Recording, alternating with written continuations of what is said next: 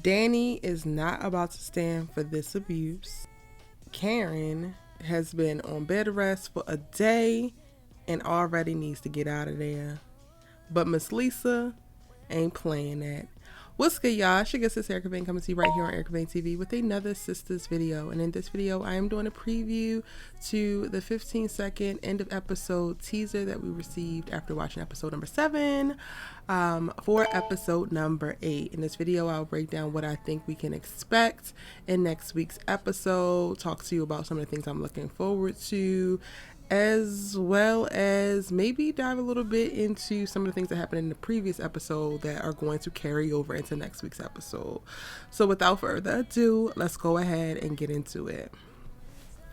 So at the start of this trailer, we really pick up right where we left off when it comes to Danni.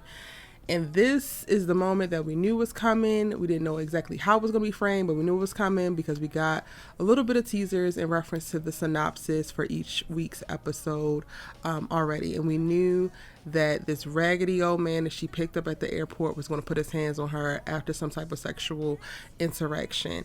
And as we saw in last night's episode, that he just was not up to par. He was not doing it. He was overly easily aroused while they were like just fondling one another and getting started and doing all of that.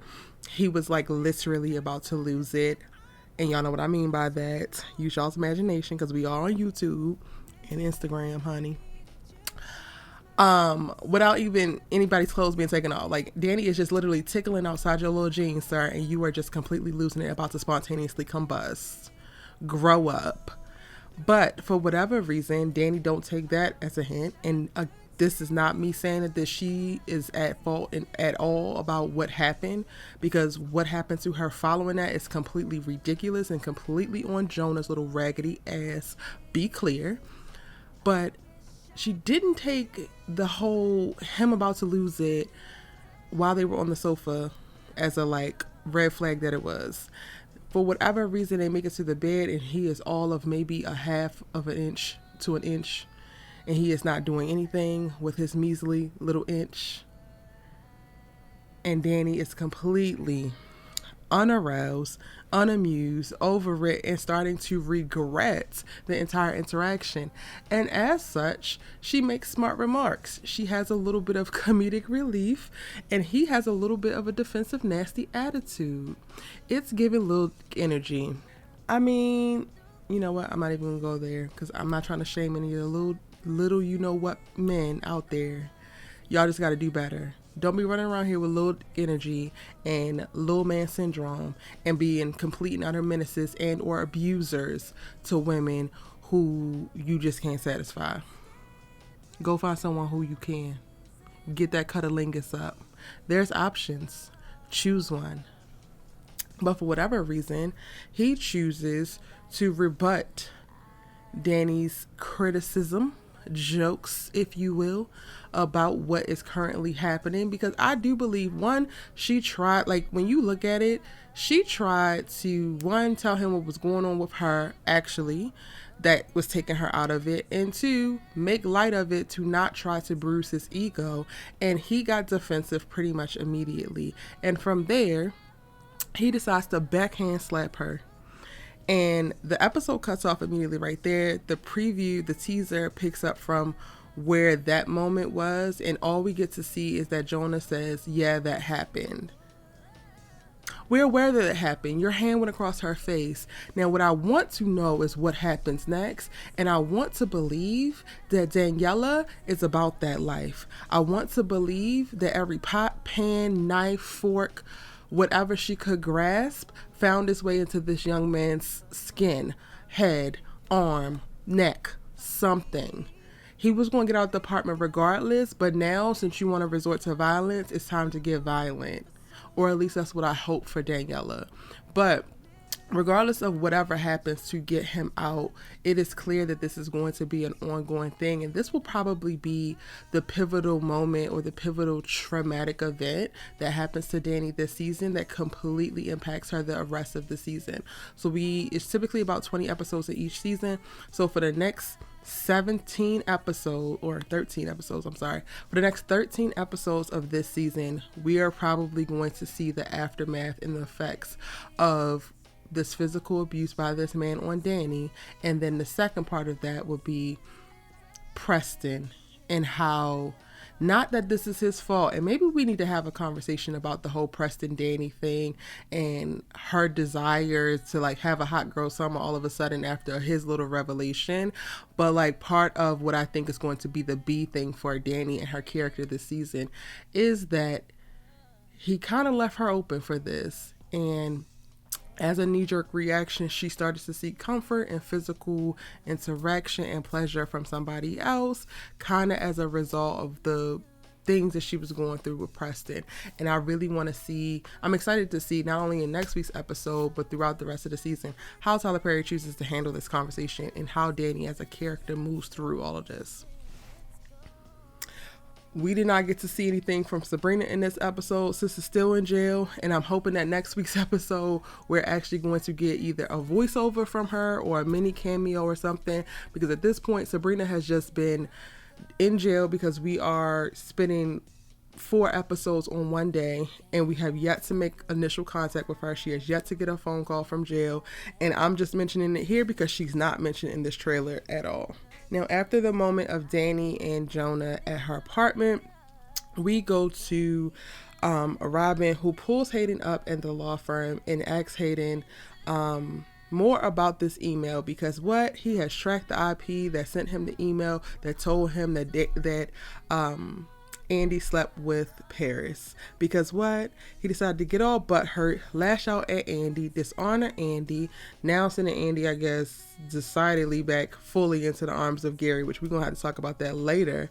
And then for him to try to run up on Paris and come to Paris as a man, and then of course Paris, as the man that he should, speaks no ill will, is not going to kiss and tell, and does not tell Robin about what happens. So now Robin is of the belief that, oh, this was actually a lie, which is what sent him looking for who actually sent him the message to begin with, because he is completely in hot water. Andy don't want to talk to him anymore, and now he wants to try to make things right, make things better. I'm all here for Hayden getting in trouble, having issues, being held accountable, but I'm going to need for it to be something a little bit more serious than a rumor about Andy and what's going on with her poom poom. Hayden is currently conspiring right now with Gary to take over the law firm from Robin, expose all of his financial insecurities, and leave that man high and dry. And Robin is focused on Andy's poom poom and whether or not it has had a little rumble in the jungle with Paris, and if it has not, who lied to him that made him act the monkey fool to her to begin with. I get it, Tyler Perry, but also, can we move on? From there, Hayden calls Gary because they are partners in crime, kinda. Gary is using Hayden at every turn, and Hayden is just so desperate to be in, to have a homie, to have something going on in his life, that he literally lets Gary off the hook in reference. So Gary has to do nothing for Hayden, has to help Hayden, does not have to help Hayden at all, but Hayden is always coming to Gary, doing things for Gary. But in the trailer, we get to see him actually make a phone call to Gary, and he's like, yo, he asked me about the ISP, and he got CIA Connect. So now they're about to get shook about their little plot to take the law firm from Robin. And it's so interesting how Tyler Perry has decided to use this particular story device to derail a bigger plan that's going to be a little bit more traumatic based off of this little trite one. But we'll take it, because anything that's going to help us rattle, shake, and roll Gary and Hayden up out of here, we're going to go with. Now, on the other side of town, it's the next day. Karen has read these letters, and if you missed it, I did do my episode 7 breakdown video as well as episode 6, and I will be talking about in a separate video both Aaron and Zach's letters, because we still got to unpack what went down.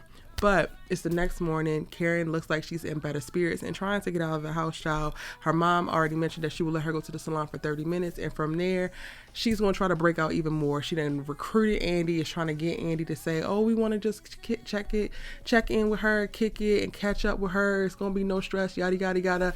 Basically trying to come rescue Karen from the watchful eyes of Miss Lisa. And at this point, I want Miss Lisa on her side, on her ass, on her bumper at all times, because it's only when Miss Lisa's here that you are fully on the straight and narrow. And I feel like we are actually on the journey for you to learn, grow, and heal through all that you got going on. And hopefully we can get to a place where we're like really, really in a very healthy, progressive pregnancy. You know, we love some Miss Lisa. Miss Lisa ain't going nowhere.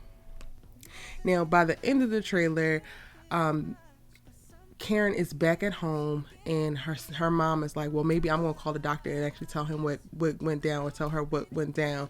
And I think this is because the whole plan that Karen comes up with to try to lose her mom, get Andi to take her with her.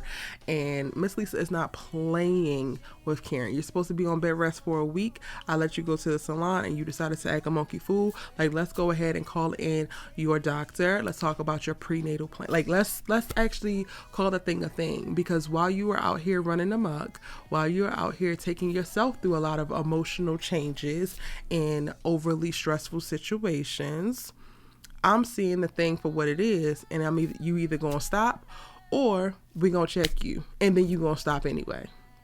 I'm here for it. Before the very end of the episode, though, we get to see Fatima and Andi walking in to, I believe, Andi's office, and then, or the break room, actually, because Andi's office has a window. This is weird how they have it set up. Or maybe they're walking through a hallway to get to her office. I do believe that this is Fatima in the red.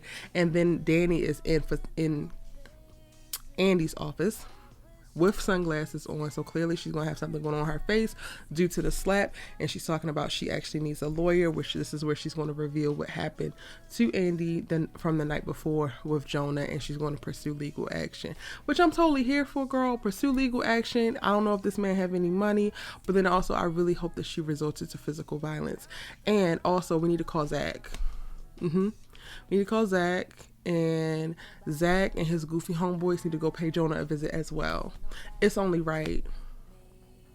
Period. All right, y'all. Those are my thoughts on the episode 8 preview from season 5 of Sistas. It's your good sis you love to talk TV with. Drop down in the comment section of this video and let me know what your thoughts, theories, and predictions for next week's episode are. Hit the subscribe button. Give this video a like, and I'll see you in the next one. Bye.